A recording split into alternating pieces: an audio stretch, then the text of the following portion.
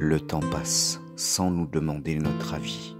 La vie passe et ne revient plus. Pour les uns, elle n'est qu'une existence éphémère, faite de hauts et de bas, de succès et d'échecs, de rires et de pleurs. Pour d'autres, le poids des souffrances écrase largement les faux semblants de bonheur et de réussite arrachés à la vie.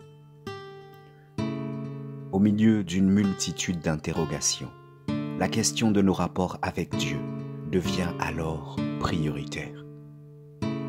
Justement, dans ce monde troublé à l'extrême, il existe des hommes et des femmes qui osent encore espérer vraiment. Sont-ils des inconscients? Non. Ceux-là sont de vrais chrétiens. Ce sont les enfants de Dieu, ceux qui ont une foi réelle, vivante, ferme et personnelle en Jésus-Christ.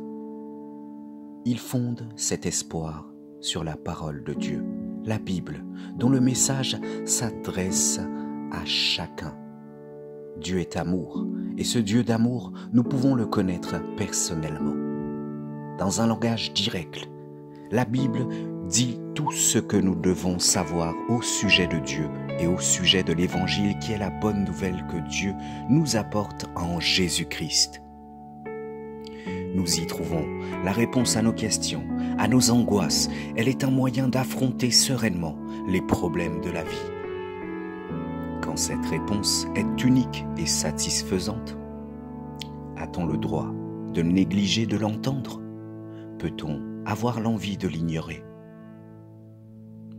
L'espérance chrétienne des enfants de Dieu est une réalité lumineuse, certaine, entièrement attachée à Jésus-Christ, à son œuvre sur la croix et à sa résurrection. Elle est étroitement liée à la foi et à l'amour qui trouvent aussi en lui leur source et leur plénitude. Elle est l'attente assurée et sereine de ce que Dieu lui-même a promis. Toute notre espérance est liée au retour du Seigneur Jésus. Il est notre espérance, car en lui s'accomplissent toutes les promesses de Dieu. 2 Corinthiens 1:20 et Romains 15:8 nous en parlent. Pour que l'espérance jaillisse dans notre cœur, il faut recevoir par la foi l'amour de Dieu et son don suprême, le Seigneur Jésus-Christ. C'est pourquoi je t'invite à découvrir le message d'espérance contenu dans la Bible. Je t'invite à passer des jours exceptionnels en compagnie du seul vrai Dieu que révèle la Bible. Oui, lisons la Bible, lisons-la avec persévérance et foi, et nous y trouverons le message d'espérance qui est une véritable certitude. Jésus dit « Je suis le chemin et la vérité et la vie ».